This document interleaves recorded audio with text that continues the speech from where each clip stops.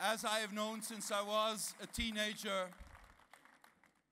however the dire conditions might be of a Portuguese family, they will always find a place at their table for you, share what they have with you. That is the spirit of Portugal, and that is the spirit of Antonio Costa.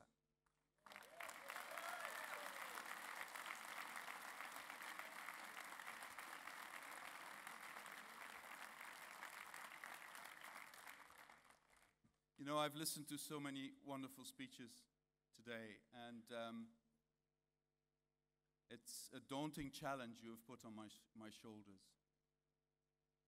But look, who's got my back? How can it go wrong? It can't.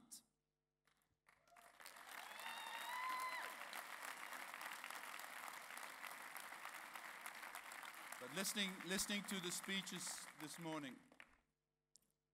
I felt again like the little boy who sat on the back of my grandfather's bicycle, and he would take me to a football match, creating a passion the rest of my life. My grandfather was born in 1910. He was a coal miner. He had to leave school when he was 12 because they were poor. He worked in the coal mines for more than 40 years underground. When he retired, his lungs had turned to stone, but his heart was still big. And all he wanted out of life is that his daughter and his grandsons would get more opportunities than he ever had. He wore the golden pin of the Miners' Trade Union with pride, and I've never seen him without that pin. After 40 years of membership, that's what he got. And it was one of his most treasured possessions. He always insisted.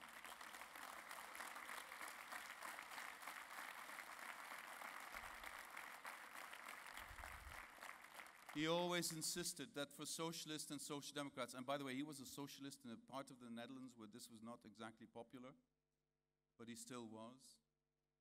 And he always said, for us socialists, it is never enough to be happy where we are. We need to strive to a better world for society, a better world for ourselves, and a better world for our children and grandchildren. I say this and I tell you this because this is where I was in my thoughts this morning, but I'm not a man who dwells in nostalgia. Nostalgia is a nice thing. It's like wine. You know, if you take one glass, perhaps two, it's uplifting, it makes you feel better. But if you take the whole bottle, you get lost and you have no sense of direction. And too much of Europe's nationalists dwell in the bottle of nostalgia and have no idea where they want to go.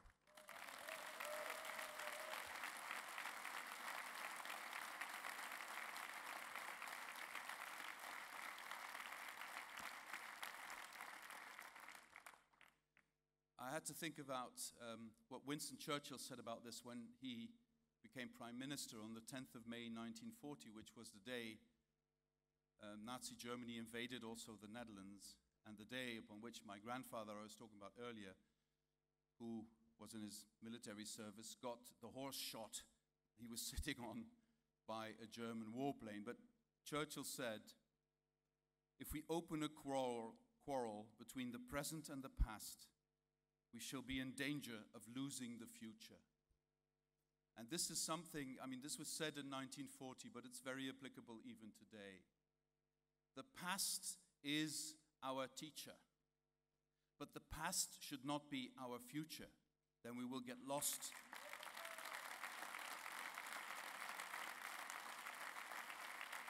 So, it is the future we should be thinking about, because the world is changing at lightning speed. There is no business as usual. There is no let it go or let it be. We either become masters of our own destiny, or we become slaves of events beyond our control. This is what we need to understand as Europeans.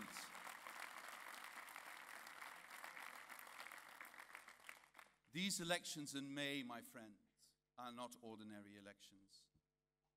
These are the elections with most at stake since the first time Europe went for direct elections of the European Parliament in 1979. These elections are about the soul of Europe. Because what the choice that is put before us is whether we continue to be based on democracy, the rule of law, and respect for fundamental rights, or whether we go back to the rule by power. In some of our member states already now, people have been chained to their fears by their leaders. And by chaining them to their fears, leaders can demand that they can rule by power, that they can say the democratic vote only gives us the power to curtail the freedom of the media, to make the lives of NGOs impossible, to chase universities from our countries.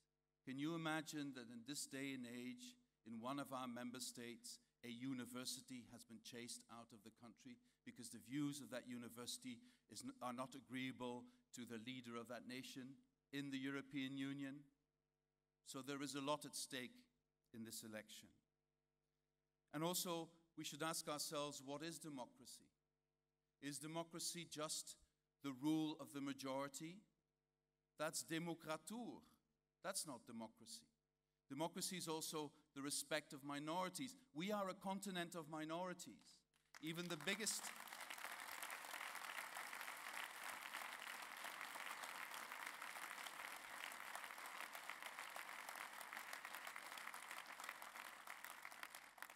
Even the biggest population in Europe, the Germans, are a minority on a European scale. Not that they all understand this, but we'll explain it to them.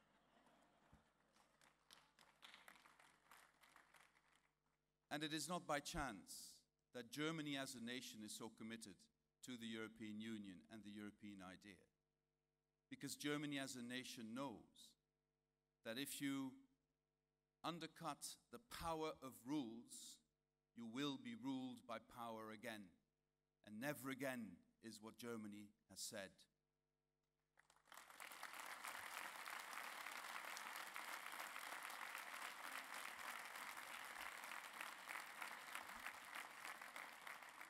I want to say to our friends from Poland, where are you? There you are. I want to make the solemn pledge to you today. I will never, never abandon the Polish people in their struggle for democracy, freedom, and the rule of law.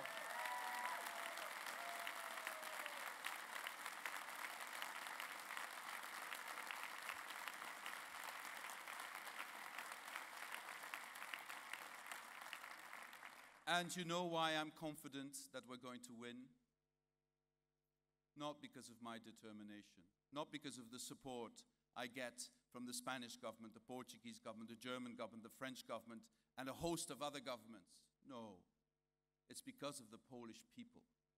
Because the Polish people want to be Europeans. Cynics always say, yes, I see the blue flag with yellow stars in the streets of Warsaw. That's because they get money from structural funds.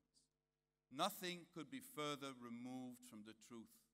Young Poles going in the street with that beautiful blue flag with yellow stars do that because that flag stands for values they believe in, because that flag is who they are.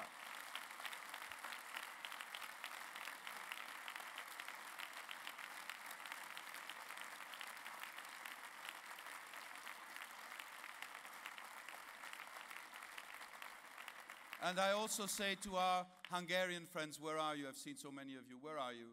Zita, hi, like that. Hi. I also say to our Hungarian friends, these are tough times in Hungary.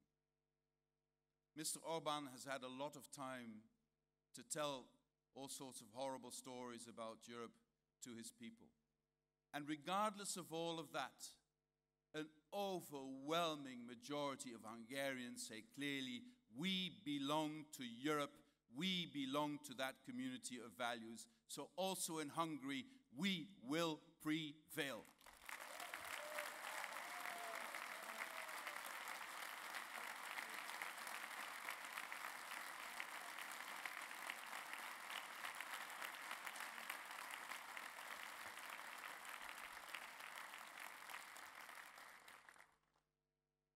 it's quite surprising to see a prime minister who seems to be operating a diplomatic taxi service for convicted criminals, but Zoran can tell us something about that. I see today three strands of visions about Europe of the future. The one is the one the would-be autocrats, the nationalists, propose. And that is the way of destruction. Let's destroy Europe. Let's break it down. And they believe that out of this destruction will come up back Europe of nations strong again. That's the first vision. I think it is self-destructive because, you know, the big difference between a patriot and a nationalist is that a patriot passionately loves his country, is proud of his country, and is also curious about other countries and wants to share the experience of his country because he believes he has something to tell, but he's also curious to know about other countries. Whereas a nationalist needs enemies. A nationalist hates other countries because it's the hate that's the fuel that drives them. And they will always look for enemies on the outside of the borders, but also within. It is not by accident that anti-Semitism is starkly on the rise again in Europe. It is not by accident that Roma are having such a terrible time in many of our member states. It is not by accident that identity politics is becoming dominant in some of our countries. And as socialists and social democrats, we only have one thing to say about that. There is only one race, the human race.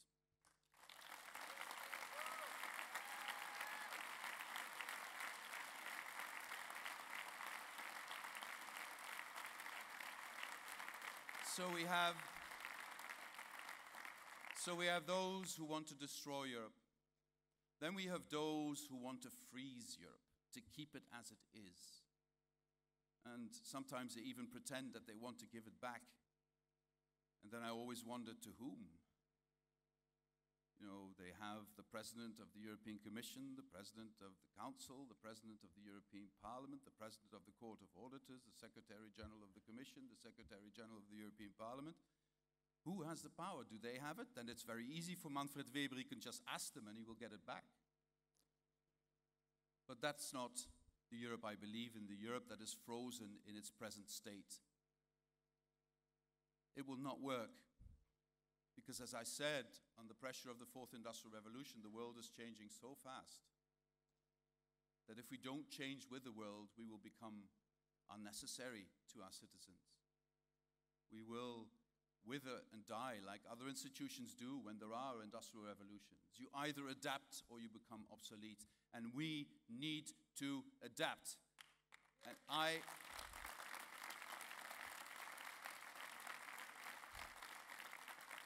And we are the political force with the willingness to adapt, with the capacity to adapt.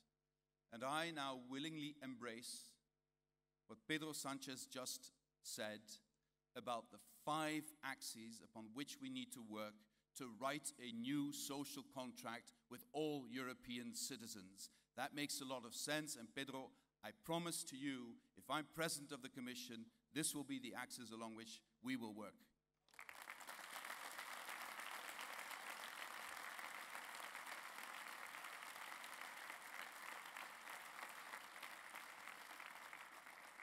You know, all these uncertainties you see with Europeans, or everywhere, in every member state. You know, so the Fourth Industrial Revolution will change everything in the world. The way we live, the way we work, the way we relate to others. And of course, that's a great source of insecurity if you don't know if that new world is there for you as well. So the one sentence that was used in the Brexit referendum in the United Kingdom, that I think does not just reflect sentiment in the United Kingdom, but broadly in the European Union or in the Western world even, is take back control. Now, looking at the UK, one could wonder, how's that working out for you? But let's not go there. But I want to say a few things about Brexit, because in my political lifetime, the most wonderful thing I experienced. In the same year, sadly, my grandfather died, but my son, our son Mark, was born 1989. The wall fell and Europe healed. That is the most wonderful experience in my political life, and we need to cherish that. Europe needs to stay one and whole, and the authoritarians should not be allowed to break it apart.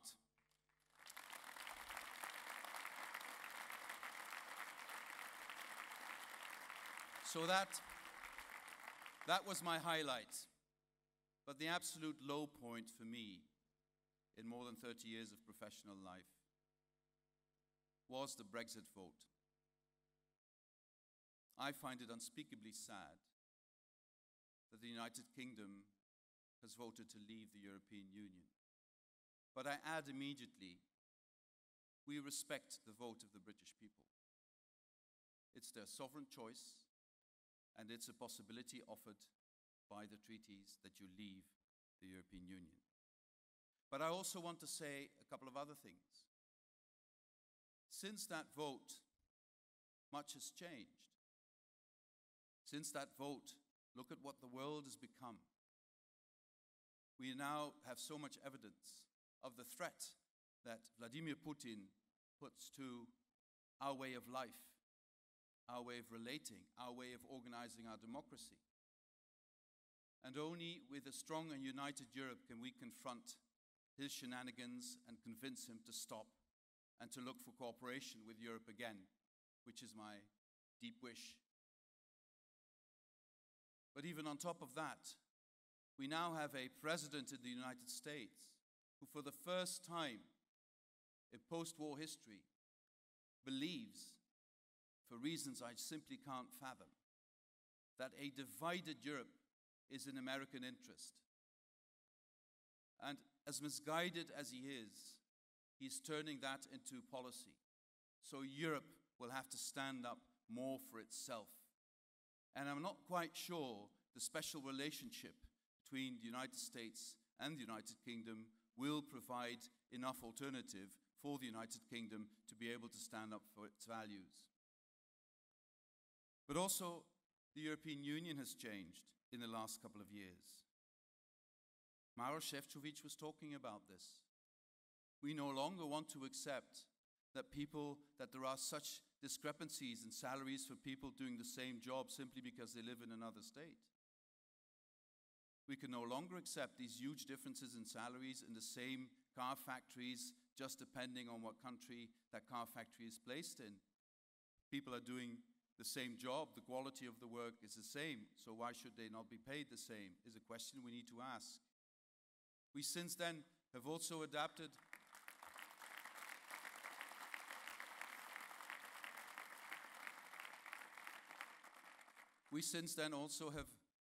the Posting of Workers Directive, a painful process because in many of the countries in Central and Eastern Europe, it was seen as a measure against them, against the profits they have from the internal market.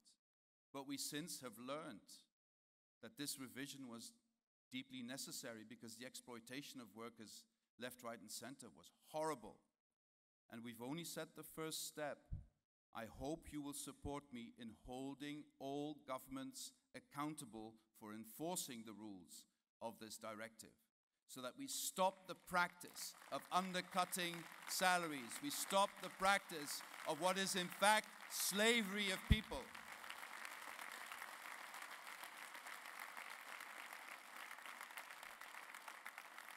And since a couple of years, also after the height of the refugee crisis, we've also learned that we have a huge task in all of our member states to integrate people who are new in our society, if we want them to be accepted by broader society. And I hold to you that in the structural funds of the next Commission, a substantial part should also be directed to helping cities and regions to integrate newcomers, to help them understand our way of life.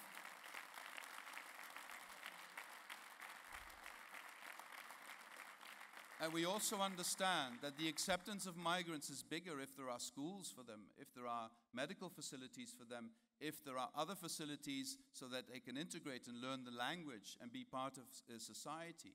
So that part of the Brexit message has been well understood across Europe, and we are acting upon that. So for me, and then I'll move to other subjects, for me, looking at the United Kingdom, and having listened to Jeremy Corbyn yesterday, I have a question. With all the plans Jeremy has for more social United Kingdom, for more workers' rights, for tackling the pay gap, and all the other issues, how do you think this could best be done? Together with us in the European Union? Yes or no?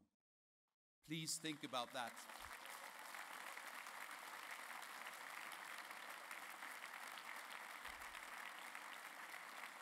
As far as I'm concerned,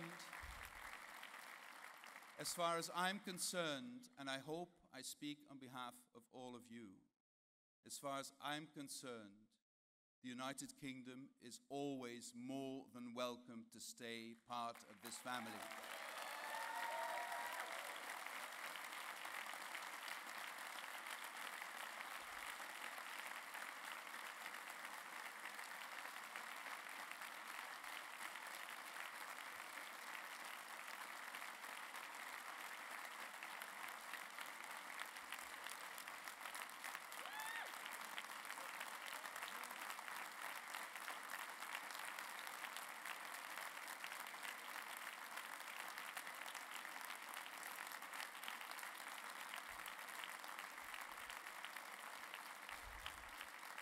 So now I really hope that somebody will send the images of your applause and your reactions to the United Kingdom so that all those people who think they don't like us in Europe, they don't want us in Europe, they want to get rid of us in Europe, know that there is at least one political family in Europe that wants you to stay.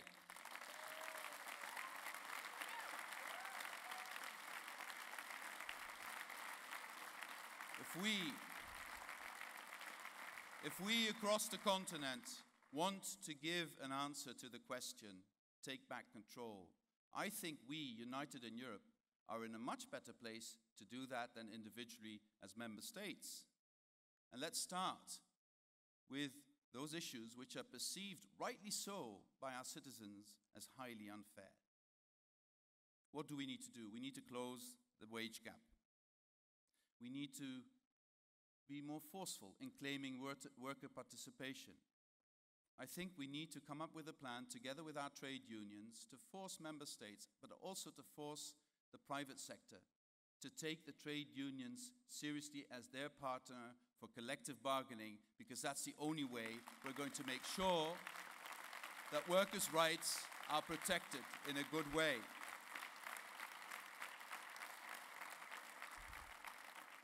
We need to ban fake jobs and make sure that people who have a job are duly protected. A 16-year-old boy on a bicycle with a Deliveroo bag on his back, cycling through Amsterdam, is not an entrepreneur. But he's treated as such. And if this entrepreneur, because he's in a hurry, cycles and hits the tramway and falls and breaks his arm, then the entrepreneur is on his own, and that is absolutely unacceptable.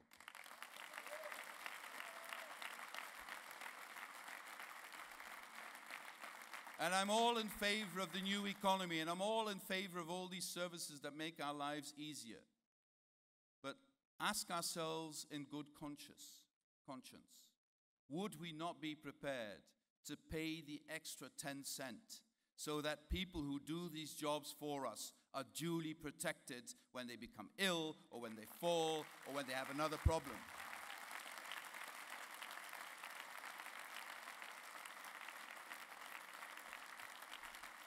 Ask yourselves that next time you order a meal.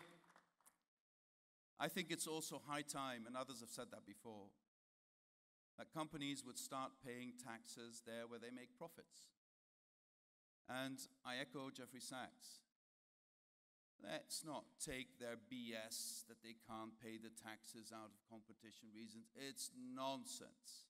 And we've been taking that BS for too long, no longer.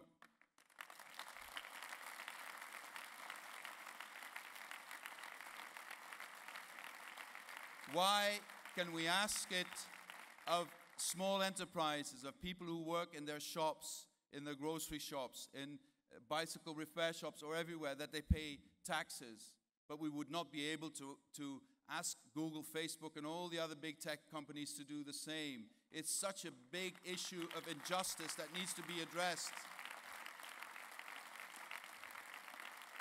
And then the reaction is, whoa, but you'll anger the American administration. Well, there's enough crazy going around in Washington, I don't mind. Let's make sure that people pay taxes.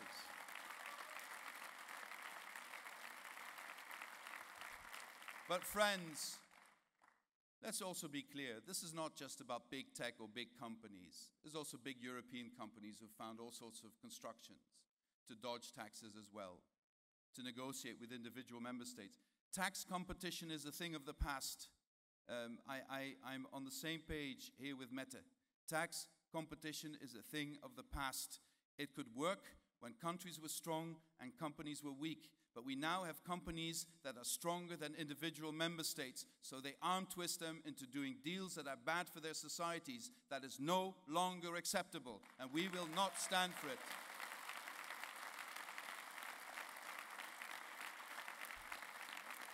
And while we're at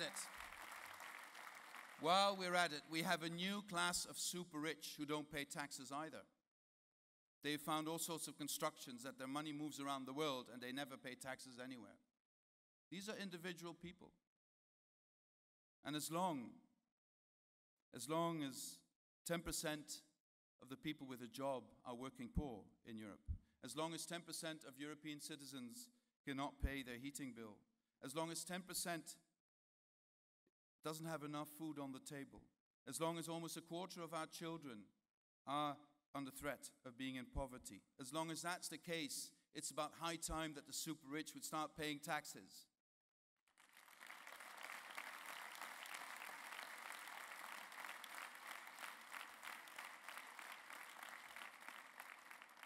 You know, you saw Clement Attlee earlier, and I found a quote about taxation that I want to share with you.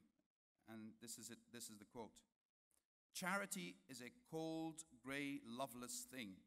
If a rich man wants to help the poor, he should pay his taxes gladly, not dole out money at a whim." So next time you see the billionaires of the world do charity, think about this quote and tell them, guys, just pay taxes. That helps society a lot better.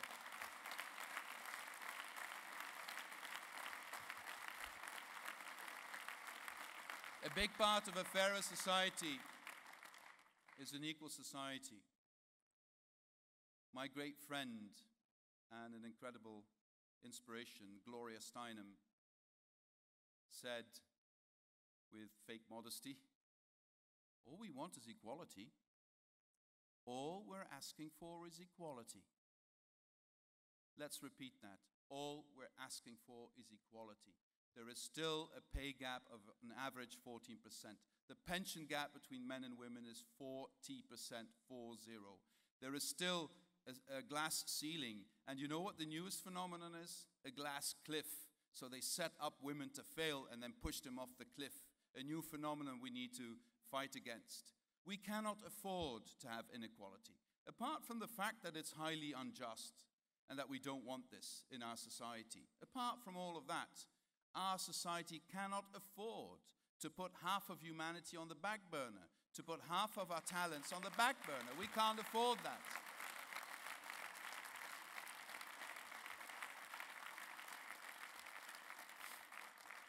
So we need a work-life balance. We need fathers and mothers to spend equal time with their children when they are born, and it's a great gift to fathers and young fathers.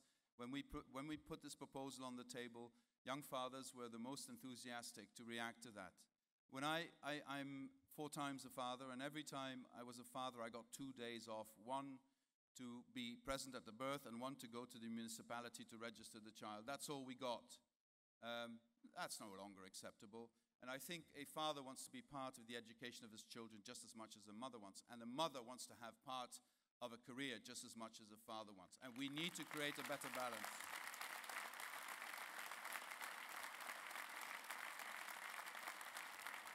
And let me turn to the issue that Zita and many others have been fighting for, and that's violence against women. Could I ask you to do me a favor?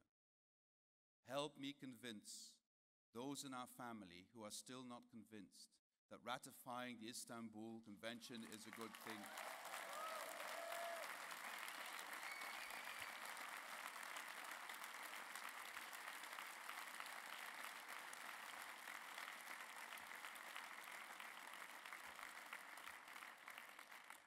As long as more than half of European women with a job have experience with some form of sexual harassment, we still have a long way to go.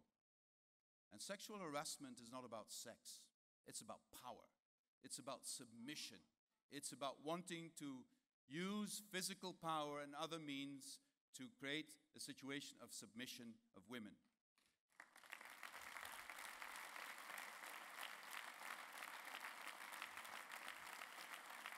I know that many of you would have liked to see a woman stand where I'm standing now. Sadly, that's not something I can offer. The only thing I can do is offer a male feminist, and that's who I am.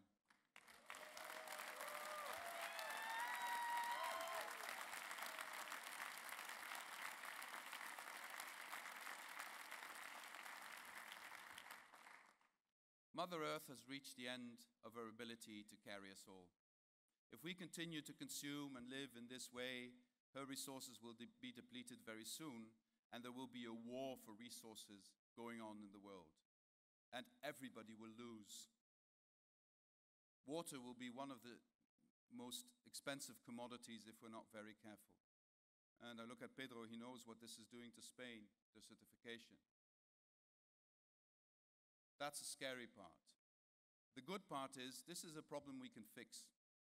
It is extremely complicated, but we can get rid of our dependency on fossil fuel. We can lower the increase of the temperature of the world. We can move to a mobility that doesn't suffocate us. We can take plastic out of the oceans. We can make sure that our economy becomes a circular economy so that we don't waste anymore. It can be done. It only takes the will to do it.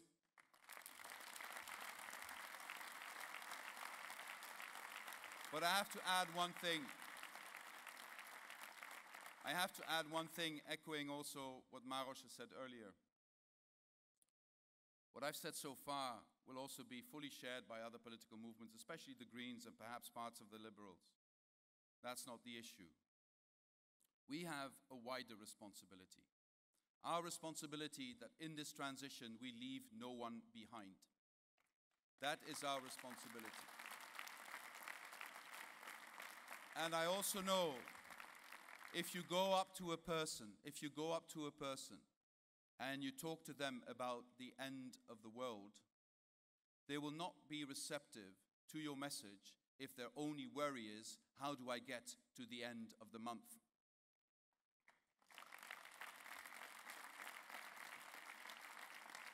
So if we want sustainability to be a project that can be embraced by many people, by the vast majority in society, we as a movement need to make sure that social sustainability is front and center. Otherwise, this will not happen.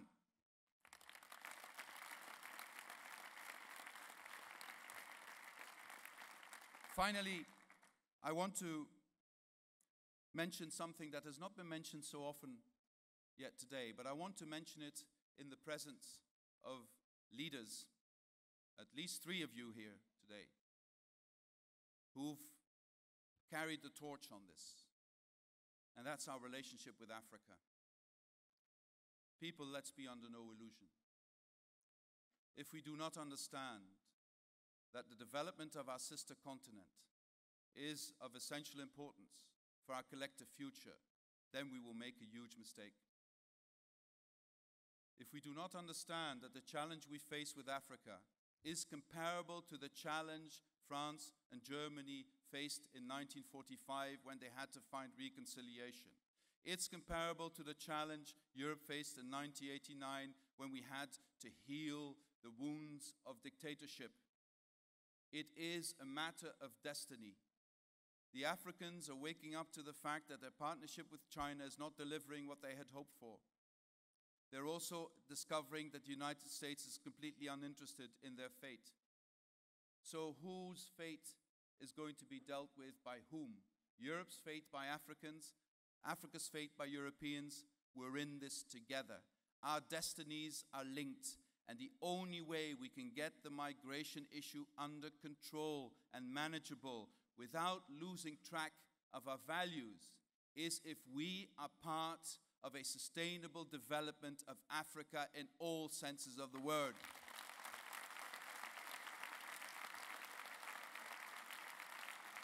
And if I lead the next commission,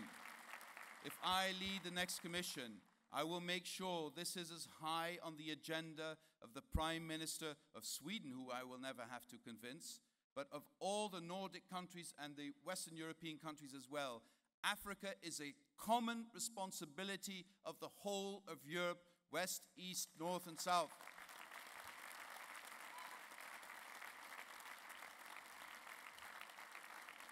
Because the alternative is very simple. If we don't take that responsibility on our shoulders, the process of dehumanizing refugees and migrants is going to continue.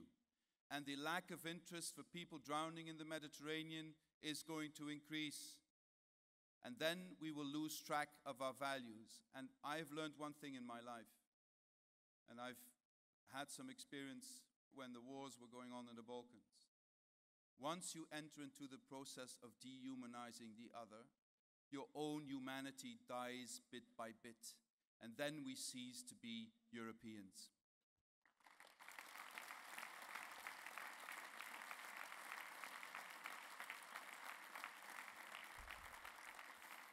I started my intervention by referring to my grandfather. I want to end by referring to our youngest daughter. A couple of years ago, we live in the border region of the Netherlands and Germany. A couple of years ago, we cycled from where we live in Heerlen to Aachen. And at some point at the border, there's still remnants of the Second World War, these concrete remnants where they tried to stop the tanks coming in. And I explained what that was. And then, she was then, I think, 8 years old. Our daughter said to me, "Daddy, you were talking about borders. What are borders?" Isn't that a beautiful gift for someone who lives in a border region?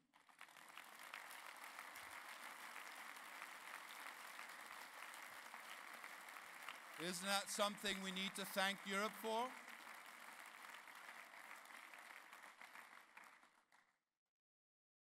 And I say this because Jean Jaurès once said, "It is by flowing to the sea that a river stays true to its source.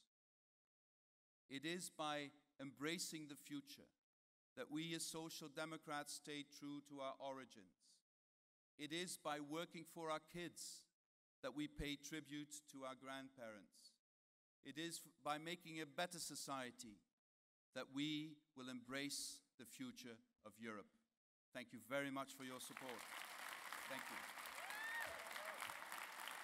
Thanks, guys.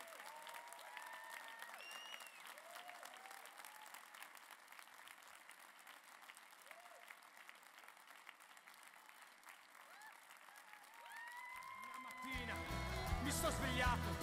Oh bella ciao, bella ciao, bella ciao, ciao, ciao. Una mattina mi sto svegliato e ho trovato l'invasore. Oh partigiano, portami via. Oh bella ciao, bella ciao.